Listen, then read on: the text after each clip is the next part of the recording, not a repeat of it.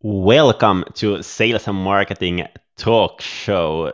Today we are discussing demand generation, and I have Kaylee Edmondson joining me. And if you don't know Kaylee already, Kaylee is director of demand generation or at Chili Piper.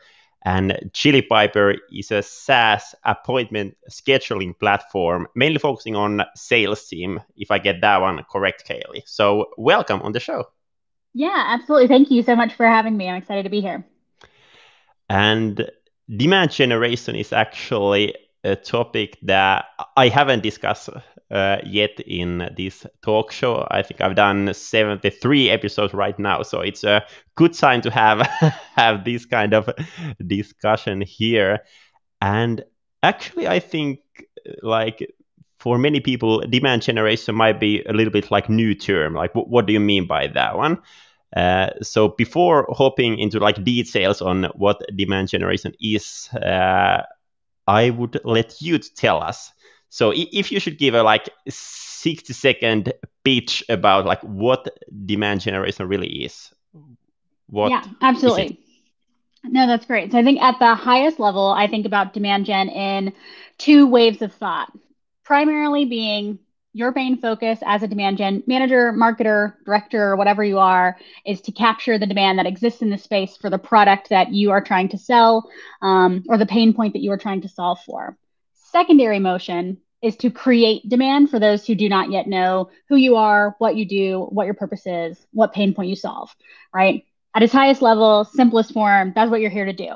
And I think about it in those orders, right? So if your product, obviously you have hopefully built a product with some level of product market fit. So first and foremost, you should be going out there and capturing the demand that exists in the space today and making sure that that experience, once they hit your website and are ready to convert and buy, is completely optimized. I think that's 60 seconds, so I'll stop there. Yeah, that's 6 seconds. I think I should have some kind of like watch going or like every time Yeah, I'm you should have like showing it or yeah, you should have a really intense like countdown timer that pops up on the screen. yeah, I think I must do it for the next guest or so. Great idea, great idea.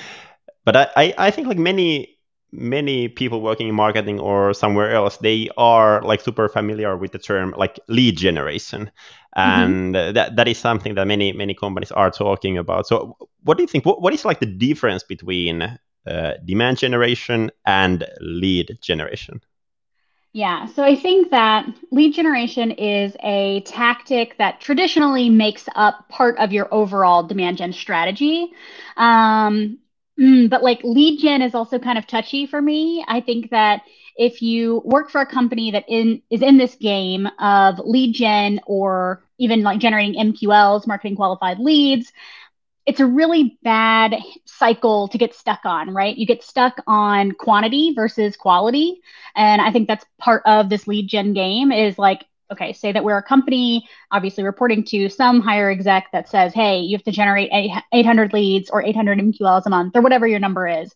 Then we as marketers, our goal is to just get to that number, regardless of if these people are the right people, are ready to buy, are a good fit, etc. So you're focus shifts away from what it should be, which is ultimately driving revenue and pipeline, qualified pipeline for your business. So lead gen is a little tough for me, but that's lead gen is, driving supposedly driving quality leads for your business. But I think that if you're working off of a lead gen strategy, you're losing sight of the larger picture, which should be demand gen as a whole. Yeah, yeah, great ideas. And I think actually like one thing that I come across like every now and then is we are like growth marketing agency, Mm-hmm. and typically like companies are looking for growth, and like every now and then I get a question from like potential clients that is there a possibility that we wouldn't have a like fixed fee, but it would be, for example, based on the amount of marketing qualified leads that we are bringing in for our clients. And I think there is the exact problem that you mentioned there. So if a CMO or agency is measured by only that one, it can bring like some some wrong decisions on the table. Exactly, exactly. It's like same for if you're running, a really great social advertising strategy and your only KPI that you're looking to is CPL. It's like, Yeah. oh, that's great. It's great that you're generating more cost-effective leads, but like, what is the quality of those leads? You need to make sure that you're looking further down into your CRM or however you're running your business to make sure that the people that you're actually reaching and the buyers or the personas that you're getting in front of and actually having take action based on whatever your funnel is are the right people and are like a good fit for your product. Even if there are additional levers that you can adjust for, like enterprise versus mid market, like all of those things really aren't being considered in a lead gen strategy most often, or if you're like looking for leading indicators like CPL as your primary metric. Yeah. So yeah, I Yeah. agree. I think it would be so bizarre. I'm sure there are agencies out there. I'm sure I'm saying this. I'm sure there are agencies out there that do charge by that type of model. But I think that if you are a marketer that is currently working or partnering with an agency that is charging on that kind of like retainer based model for essentially quantity over quality, you should Yeah. stop. Find someone else because there's no way that they're actually doing great things for your business.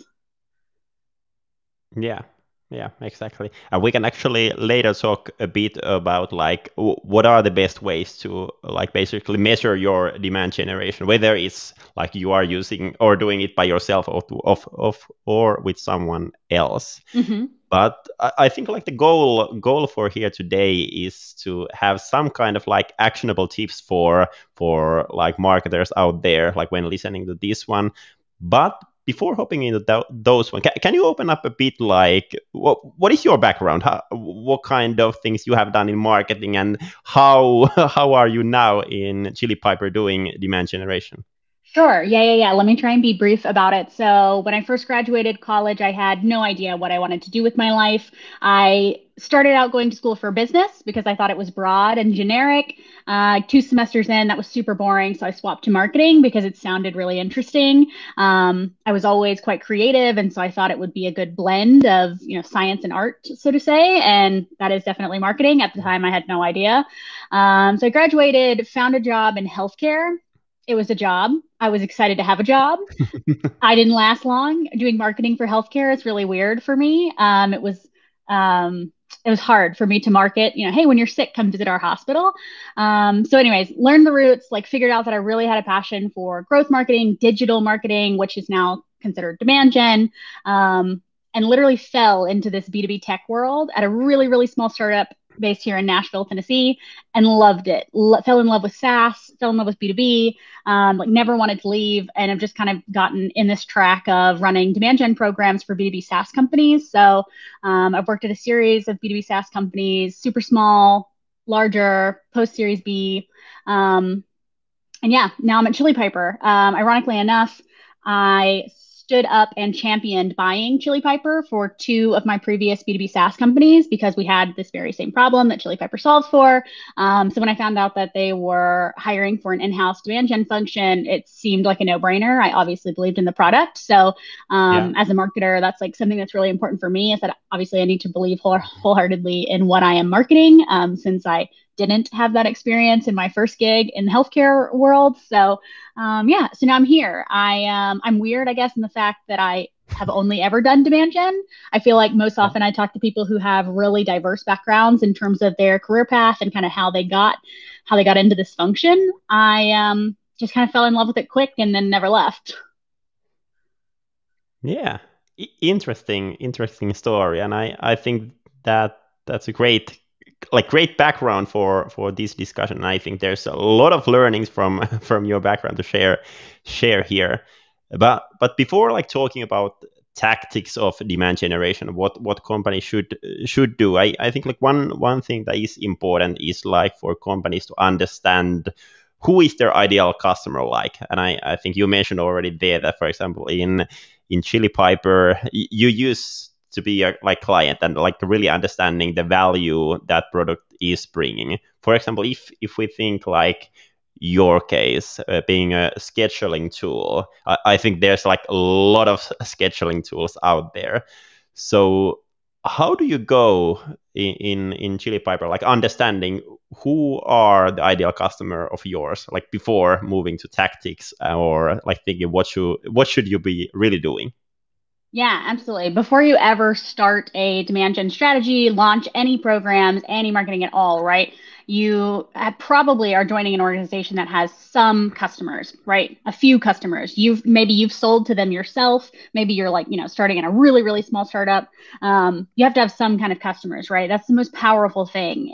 Go and talk to your customers, talk to them often, talk to them frequently, figure out how they're using your product, how they'd like to use your product, ways in which they're really excelling, or maybe using your product in ways that you didn't even know were possible, and hear it straight from them, right? Word of mouth is like obviously the most powerful, and like they are an extension of your team, especially in the early days, right? As you're kind of getting your feet wet and understanding the best ways to use your product, or ways that they are using it that you haven't even thought of yet. But that's the most powerful thing, right? So anytime I or join an organization, it's like the first thing I normally do is go through case studies. Yeah. Most often, I'm not joining a company. I might be the first marketer at a company, but I'm not the person who's selling the first deal. Yeah. So we have some deals, which means we almost always have some type of case study, some type of gong recording, a Zoom recording, whatever it is, to go and listen to, so that you can hear it directly from your customer's mouth how they're using your product, what they love about it, and even sometimes like what they don't love about it, right? What changes can you make? What product enhancements are like on the roadmap that they're most eager for? I think that should be first and foremost, regardless of how big or small of a company you're joining. And that will help you shape your ICP all day.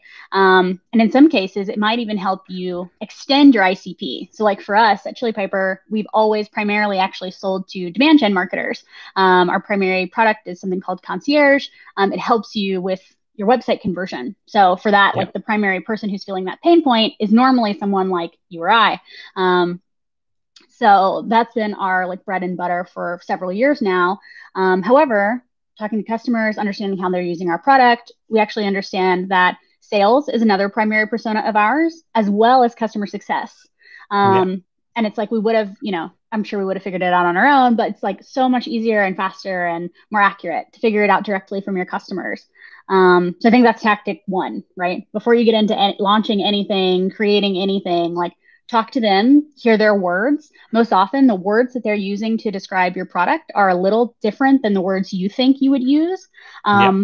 But you're not trying to like speak to people like yourself. Most often, you're trying to speak to people who talk and think just like them. So it's best to use their words and their lingo. If there's nothing else we know in this world, it's that marketing has its own language, customer success has its own language. We all love acronyms. We all use our own acronyms, right? So like understanding directly from them what's happening is the best way. Yeah, yeah, I agree on that one completely, and I think some great points there. And like one thing that I noticed that like happens very often actually for people is the fact that if you ask from the company like what is the problem that they are solving or how the clients are using their product, and then if you ask from the client itself, the answers actually might be totally different. So I think that's that's something that is quite interesting. And then one Mm-hmm. thing that I personally love to like have a discussion with clients, even though I'm working in sales, but I still like really love that kind of information is the fact that I would say like most of the companies they have like competition. Whether you're like B2B SaaS company, there is probably a lot of similar tools out there. Or if you Mm-hmm. are a service business, there is for sure other service business doing exactly what you are doing. And then like one challenge that companies are having is really like how to differentiate from like the different companies. And then you are thinking that, hey, probably we are different from that tool because we have this and this and this feature. But then when you ask the client, hey, when you were buying from us, what were the alternatives and why did you choose us? Probably the reason will be totally different as well. Exactly, too. And I think that, like, yes, I think in this world, we will always be in a feature war to some degree, right? Your competitor can build your features. Like, there's no way that what you've built is like top secret, unless maybe you're like going to Mars or something. Like, that's another conversation. But in the tech world, like, there will always be a competitor that can build your feature set. So it's always feature wars, right? And I think that's something like we'll never get away from. But what I'm learning more and more is like most important is really building a brand and a community that people feel attached to and feel empowered to be a part of. And that's like what most often will, resonate with your buyer. And, even if, your competitor has nine out of the 10 features that you have if you have a more compelling brand, more compelling people behind that brand, an extension of, their own team, right? So it's like any kind of software that we're using here, I reach out to their CSM and it's a great experience. That's super meaningful to me. Like if I go to a new gig and start a new place, if I've had a really meaningful experience with a service or a software based on their brand, their community, whatever it is that they've built and I feel attached to, they're the first people I'm going to call up when I'm at this new gig to buy their software again or use their service again. Yeah, yeah, exactly. And I really think like brand is a big part of demand generation as well. And for example, if I think like personally that I would be, for example, checking out some tool regarding, let's say, for like scheduling the appointments. Now we are using HubSpot and we have everything there. But if I would look for something, there would be basically like Chili Piper and Calendly that I'm thinking of. And like I know those brands, and I would probably go to two of those. So I think like brand is super big part. Mm-hmm. And for example, in this case, like why we are even having this interview, I actually got an email from some of your sales rep Mm-hmm. or automated sales rep or whatever there was, and then I came across you, and I like really enjoy the brand that you were building and like Oh, the thank you. feeling and everything there. But actually from that one, it will be super interesting to learn since it's kind of case. So like what has happened in your end, like in your demand generation, that I've got an email from you and your sales rep? Like what is happening there? Like how you are identifying the companies that you are sending those to? I'm quite sure you are not doing everything like manually there, or the emails you are probably not sending those one like manually either. Like how is that side working? Yeah. No, so that's super interesting actually. It's probably not automated, whatever email you received. It's probably from a real person. We have a really great, quite large sales organization here. Let me start before I get into our sales org, let me start with like what makes us a little bit different in terms of Yeah. how our actual business model works. Without giving a sales pitch, the way that we leverage our own product allows us to automatically qualify or disqualify inbound coming demo requests. And so, for that reason, instead of following a traditional business model where we accept your form fill, we understand that you've raised your hand, you want to talk to a sales rep, traditionally, that form fill would go to an SDR or BDR, whatever you're going to call them, somebody's calendar in order to help get on a call with you, do a disco, whatever, then route you to an AE to actually get on that demo if you're actually qualified, right? But because we use Chili Piper, we do all of that on form submit and just route you directly to an AE's calendar. And so as a result, that allows our SDR organization's time to be freed up instead of qualifying inbound prospects. Their time is completely filled with outbound prospecting efforts and building their own pipeline and their own funnel. So as a result, you probably got an email from one of our team members on our SDR organization, not a bot, not an automation. They are fully outbound, which I think is super unique. I've never worked for a company actually that is designed this way. Almost every company I've worked for follows that traditional inbound qualification model. Yeah.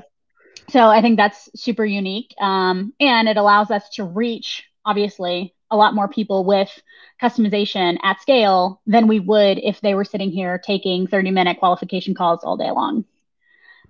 So the way that their outbound prospecting works, obviously we leverage tons of tools to figure out who's within our ICP, who's likely in buying mode, who's showing intent signals, obviously who's on our website already and knows about us but hasn't yet committed to raising their hand and requesting a demo. They have tons of tiers and prioritization that they work within to figure out who they need to be reaching out to now versus who they need to reach out to once they're a little bit warmer or further down in their own like discovery process with who we are and what we do. And that's what they're doing. They're outbound prospecting all day long. Yeah. And would you say that all of that is it like under demand generation, or do you think that it's separated from demand generation and it's more like sales? Mm. I think that's a touchy subject too. I think you're just here to ask the like controversial questions, which I'm so here for it. But I think it depends on how your org is structured. So for us, the SDR organization sits within our sales team. They don't Yeah. roll up to marketing, although I know that it's like hit or miss, right? Half the time they live within marketing, half the time they don't. And for us, it just works that like Chili Pepper was actually founded without a marketing team. We have had a sales team the entire time we've been in business. Marketing is fairly new to the game. And so because of that, sales has been its own organization for so long. We kind of added marketing as like a new initiative. So sales, like the SDR organization just rolls up to our sales org. So for us, Yeah. I'm going to consider it outbound, but for other organizations, that are rolling their SDR org or their BDR org underneath a marketing unit, they might say otherwise. Yeah.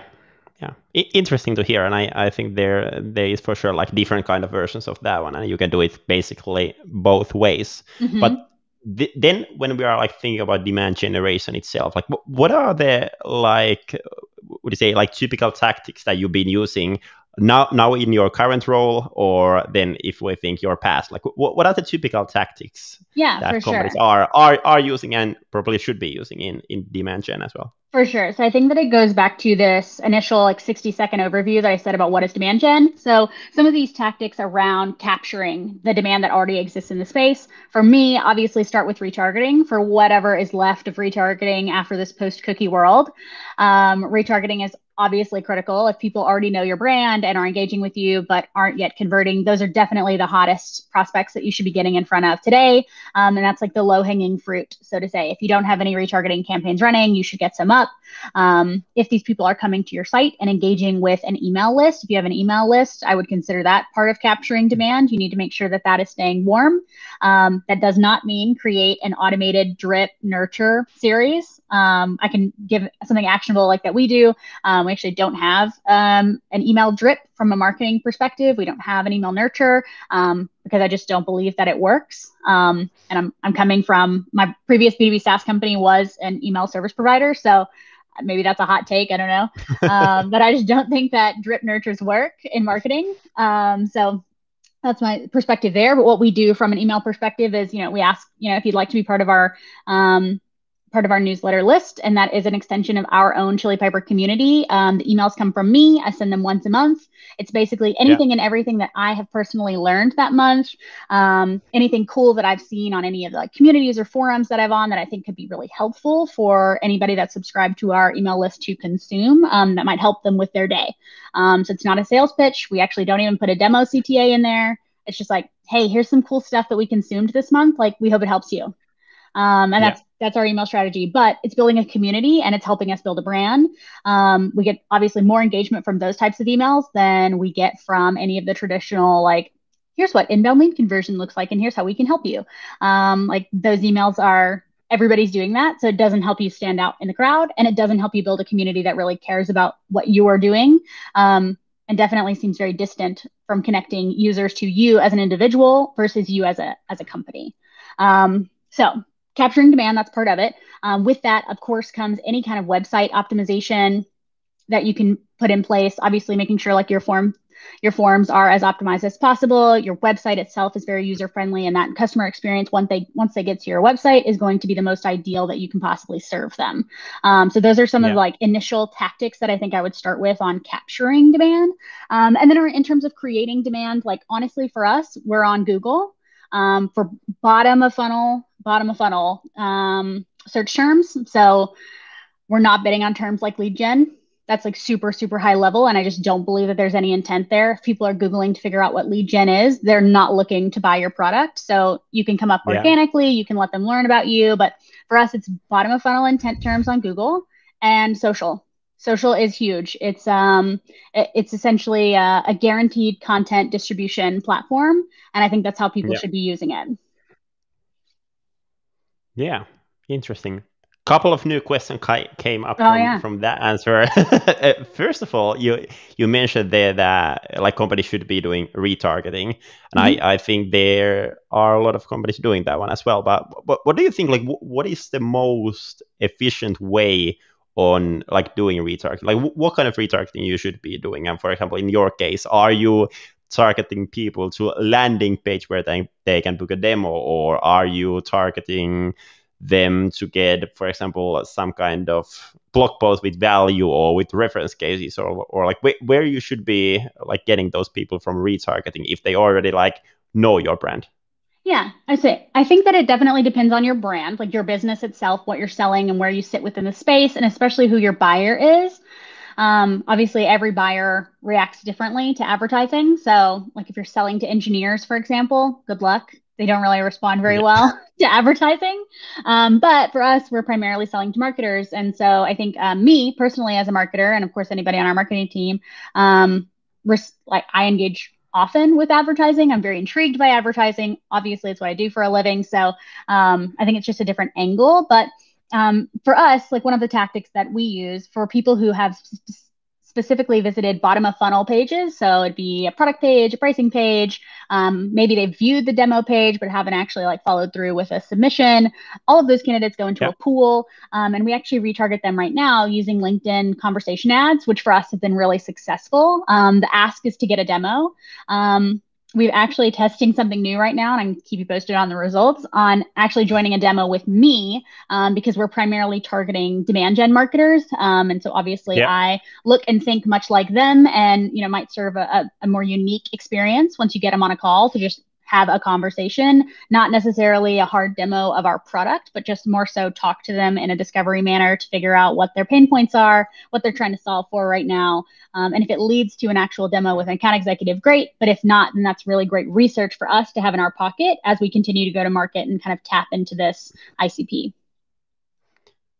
Interesting. We are actually like trying something quite similar because Oh like in the yeah. past we've been trying to get people to like sign for discovery call with the sales team, but now we are actually just testing on LinkedIn as well to have this Yeah. kind of like growth marketing doctor kind of thing where people can book a 15-minute call with like our growth marketing strategist, and it's not a sales call, Hmm. but it's really like for kind of for networking and like figuring out some ideas together and so on. So I think it's like interesting strategy that like I think many companies are going after that one because basically not that many people wanna wanna talk with sales. Yeah, absolutely. And like before, yeah, no, I think that's fair, right? People don't want to get on a sales call because then they feel obligated, right? It's like they know that they're here, they have to look at your product, and maybe they're ready to see your product, but they're really just not ready to get into a buying cycle. And so I think Yeah, providing your customers or your future customers with some additional avenues to get in front of you and have meaningful conversations is going to be really important, especially as the SaaS world isn't getting any less crowded. So it's like yeah, we need to find ways to have meaningful conversations with prospects. That doesn't mean getting them on a demo with an account executive. yeah, yeah. Exactly. I agree on that one for sure. When I was preparing for this discussion, I went through your LinkedIn wall, and there was interesting post that Mm. said, I think big capital letters that lead scoring is broken. What do you mean by that one? And like what do you think? What is the like way that companies are doing it wrong, and how do you think that companies should be approaching this one? Yeah, absolutely. So that was actually from an interesting conversation that I had with Hannah Jacover, who's the director of demand gen at MadKudu, which is obviously a lead scoring software. I'm sure they would probably describe it differently, but in layman's terms, it's a lead scoring software. And so I personally just think that lead scoring is broken. The way that companies have set it up traditionally and probably are still sometimes setting it up today, you get a spreadsheet, you figure out like, okay, here's a list of behaviors or actions or demographics or firmographics that make up this person. All of these activities get a random number assigned. Once somebody reaches this random number, we'll MQL them and pass them over to an SDR's calendar so that they can try and book a time with them. My like hot take on that is what you're actually doing is wasting your sales team's time, giving them leads that aren't in buying mode to go and try and prospect to them and convince them to be in buying mode when instead your SDR organization should actually be reaching out to hot prospects of their own, people that are in their own, Yeah, tiering system or whatever, in terms of prioritization. Those are the people they should be focused on, not the people that you've arbitrarily MQL'd based on who you think they are, or the tech stack you think they have, or because they've looked at, a random pricing page. That doesn't yet mean that they're actually ready to talk to a salesperson, and it can actually be more harmful than helpful for your brand and for your business. So we actually don't have lead scoring here.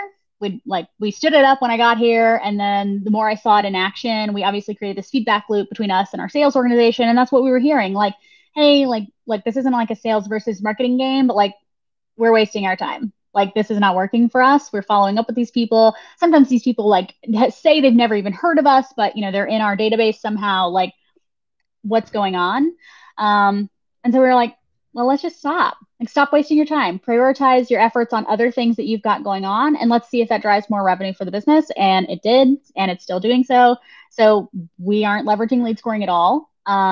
We'll look at intent signals through G2 and things of that nature. If we, know that they've been on our website based on signals in HubSpot, of course, that's like what we'll leverage. But most often, Yeah. those people are already within the tiering system for our SDR organization, so they're already being reached out to, and that just works for us. So I think that like putting people through this arbitrary motion of giving them a random number and passing them over as an MQL doesn't actually mean they're an MQL. Yeah. And I think that there was a great point there that like really the sales team should be focusing their time on the like right cases for people who like really want to buy. And actually like one thing that came mind from there regarding on like using content as demand generation. I think there are still like many companies out there doing a lot of like gated content, for example, having some kind of ebook to download or so, and then like the moment you are downloading the ebook, there is a sales guy calling you. Hey, I noticed that you downloaded the ebook. Do you want to buy our product? And I think that's a like great example of the fact that most of those people, they are not like ready to buy, and probably sales organizations shouldn't be using time for those ones as well. Exactly. No, I totally agree. And on to your point around gated content, I like having gated content and being able to make that phone call quickly in 2008 was really impressive, right? Your prospect was like, oh my gosh, how do you know? How are you able to get to me so quickly? This is very like it was a very good experience. However, like most often, marketers have like ruined that. We've ruined that for our prospects. We've ruined that experience. It's saturated. Like we've been there, done that, and we've done it too much, too often, all of those things. And so I just don't think that like gated content serves a purpose very much, like maybe hardly never, Yeah. with the exception of webinars, right? Like that's a transactional thing. You need to register for it. You need, we need to get a confirmation email, those types of things. But Yeah. most often, I think that people, marketers really pride themselves on what they think is quality content, but is actually not quality content. So there might be things I'd love to be proven wrong that we think are like worth gating. But more often than not, I think that the blog post you're writing, even the ebook that you're creating, is going to be so much more valuable if you just give it away. Give it away, share your brand equity, have people really understand what you as a brand or you as an individual are really passionate about and very knowledgeable about. That will better position you and your brand as a thought leader in the space and a trusted, authoritative voice instead of gating every single thing that you create and thinking that it's worth more than it really is. Yeah, I agree on that one. And then like I think really, for example, in that kind of case, like the companies or the individuals who need help with that subject and you have brought a lot Mm-hmm. of value for them, I think it's easy for them to reach out after that one. So you're like, hey, I need help with that one. And then you can use your your time for those cases. Exactly. Agree. Yeah. But hey, then we earlier already discussed a bit about like the results and like measuring things. So what do you Yeah. think? What is the best way to measure your demand generation success? Is it like the revenue? And I think revenue will come at some point, but probably if you haven't done so much things, I think there might be a little road ahead before hitting that revenue. So what do you think? For How you should sure. be measuring that? For sure. And I think I jumped the gun on this a little bit earlier when I was talking about being measured based off of MQL. So I think that the, traditional like waterfall model that everybody was, building their business around 5, 10 years ago, and maybe even today, had marketers being piped for success based off of MQL volume. And I just think that that is extremely broken for all the reasons we've already talked about today. Obviously, most often people are generating MQLs through gated content. And if we're saying that like gated content is not something that should be part of your marketing strategy, then your MQL volume is naturally going to reduce dramatically, as it should, because all of that was just like false inflation anyways. But for us, we measure our success based off of qualified pipeline, not just pipeline, qualified pipeline. So it means like the meeting has already happened with the account executive. They are actually in buying mode. They are actually ready to buy. So for us, we call it a qualified held meeting. We're a meetings company. So almost all of our internal terminology is based around the word meetings. Yeah. However, for most other organizations, this would be considered an SQL, sales qualified lead. It just means that the meeting, the demo has already happened with the account executive, and this person is actually a great fit, a viable prospect for our solution, and are in buying mode. So that's what we're piped off of. That's what we measure our own success off of here at Chili Piper. And I think it's what other demand gen marketers should be measuring their success off of too. It's a great leading indicator in terms of, you're on your way to get to revenue, which is of course your ultimate goal, is to Yeah. really be aligned with the sales team. Their goal is revenue. Yours should be too. It helps break that cycle of misalignment between sales and marketing. And I think that's like the thing. And that's why marketing and sales have, historically not been well aligned because their Yeah. KPIs aren't the same. So you have, before you can start doing all of these other cool things in your marketing strategy, you should really make sure that your your sales team and your marketing team are working towards the same goal, which should be revenue. But your leading indicator should be qualified held meetings, whatever you want to call it, SQLs, qualified pipeline.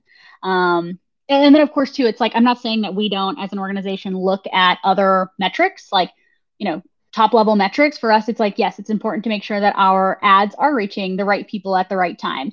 It's important to understand the cost in which we're getting in front of these people. Is it cost effective? Are there ways for us to better operationalize our advertising or our inbound strategy as a whole?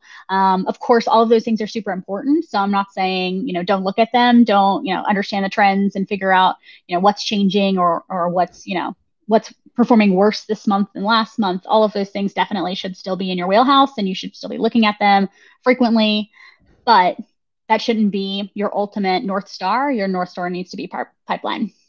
Yeah. Yeah.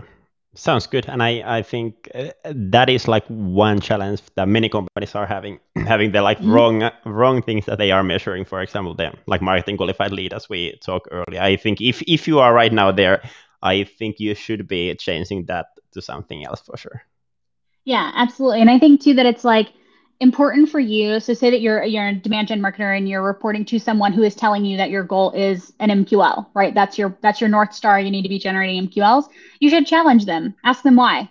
Why is it an MQL? Why can't we more deeper ingrain ourselves and our efforts in with the sales team and work with your leader to figure out, how we can make those changes so that you can free up your time to, instead of focusing on, filling the funnel with junk leads, this allows you to fill up your days to be more creative and do some, really impactful campaigns that are maybe a little bit out of the box because they're less measurable or, less directly tied to generating leads.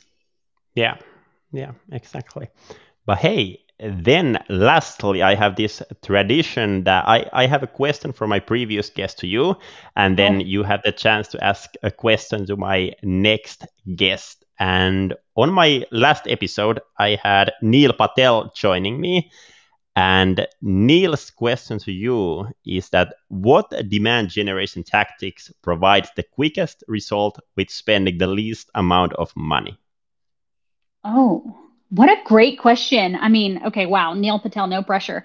Um, what tactic provides the quickest results with spending the least amount of money?